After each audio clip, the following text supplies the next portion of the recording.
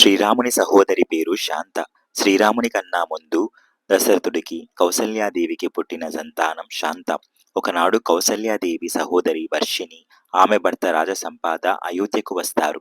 వారిద్దరికీ సంతానం లేకపోవడంతో ఎంతో చక్కని రూపవతి అయిన పాప శాంతను చూసి దత్తత తీసుకోవాలని కోరిక పుడుతుంది. ఆ కోరికను దశరథుడికి, కౌసల్యాదేవికి తెలియజేస్తారు. వారిద్దరూ కూడా సహృదయంతో వారి కోరికను మన్నించి తమ కూతురైన శాంతను వారికి దత్తతగా ఇస్తారు. అప్పటి నుంచి శాంత అంగరాజ్యపు రాకుమారిగా రామపాదుడి ఇంట కాలు మోపుతుంది. రామపాదుడు ఆమెను చాలా ప్రేమగా చూసుకుంటూ విద్యాబుద్ధులు మరియు ఇతర కళల పట్ల శిక్షణ ఇప్పిస్తాడు.